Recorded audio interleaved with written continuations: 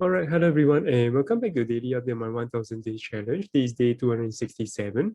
So let's get things started. All right, so first and foremost, you'll see that the balance is actually up a little bit, and that's actually mainly based on the experimental trade setup you'll see over here. There's been two positive trade, both in terms of long for Ethereum hitting the 260 region, and also for short in terms of Bitcoin hitting at the 53K mark itself. All right, otherwise, there's also be some loss taking for Ethereum and Link setup in terms of main trading account setup. But otherwise, that's about it. I'm not in any position right now. All position has been closed. So tentatively right now, the price action or the systematic approach in terms of the setup on both on all the mainly the three crypto that I do trade, which is Bitcoin, Ethereum, and Link, are all in somewhat like a range bound kind of situation. So in this kind of scenario, I'm typically out of the market itself. I'll just simply hold for a little while to wait for clearer signal before re-entering for new setup. All right, otherwise, in terms of traditional financial market, on the weekly update itself, things still looks to be bullish, especially on the S&P 500 and Nasdaq, technically on the market structure itself. But do bear in mind that if you look in terms of the individual candlestick itself, you do see that there is potential exhaustion in that sense. Especially if you look in the S&P 500, you'll see that we have 4 consecutive green candlestick. And even for this one, which actually closes somewhat like a hanging man kind of green candlestick, it still remains green in that sense, even though the body is extremely thin.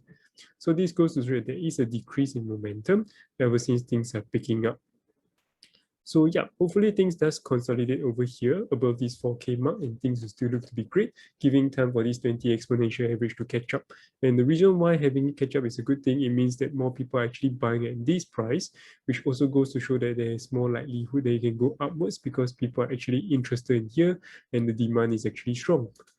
And yeah, and secondly, in terms of Nasdaq, even though we actually form a new high, we actually close above it, things looks also a little bit okay, especially if you can see a transition of MACD towards the positive side. But more importantly, we do see that it's actually above this key horizontal resistance itself. But bear in mind that this individual candlestick itself does speak bearish momentum or exhaustion in that perspective. So potentially there could be similarly some sort of pullback and retracement, but even then it could tentatively be healthy as long as it's especially supported on the daily chart itself.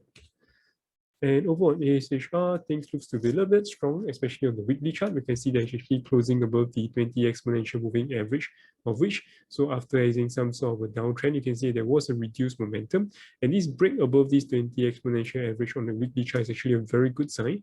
Reason being is we can see also increase in terms of volume quite substantially. And over time, it's actually starting to pick up.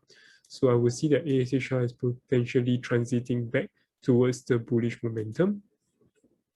And for KWEB itself, we can see on the weekly chart, we actually nicely supported, finally retested this 50 simple moving average on the weekly chart, which is definitely a good thing as well.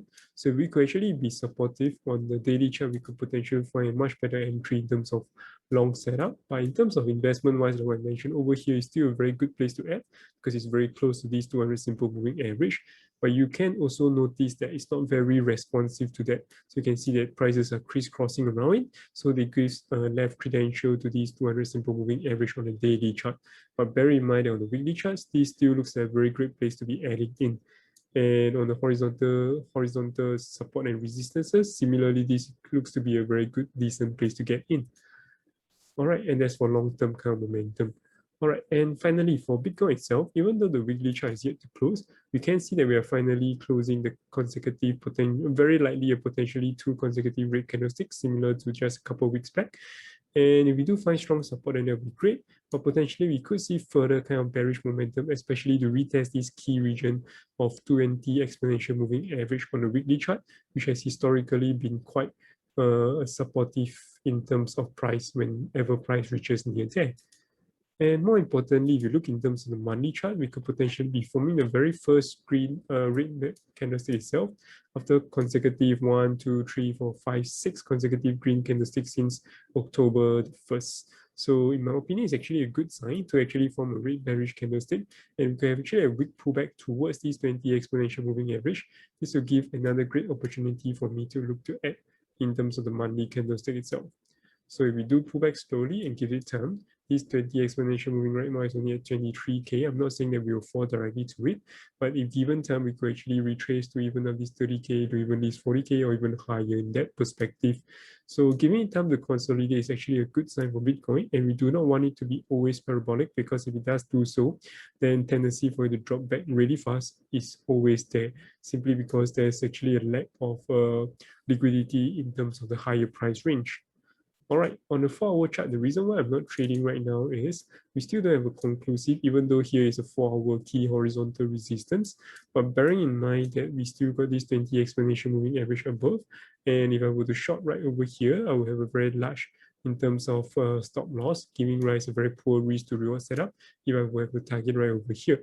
So in terms of price action wise on the 4-hour chart, I'm definitely not looking for any new setup at the moment.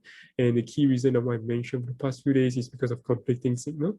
On the 4-hour chart, I'm looking for a short setup. On the daily chart, I'm still leaning towards a little bit of a potential pullback, especially you can see this very large steep drop. So shorting over here is not a very good move, in the sense that even if it does drop, it may not drop a very strong impulsive move towards the downside. And you could risk getting just very close to your target and then you miss it, in which case you may not have very good risk to reward in that position. So for me, I'm still waiting for a very much clearer position. In fact, if it actually breaks above and consolidate and breaks upwards, I'll be more likely to take a long setup in that perspective. Otherwise, that's more or less about it. No major setup that I'm looking for at the moment in terms of price action on the 4-hour and daily chart. And with that said, I'll see you guys tomorrow. Take care. Bye-bye.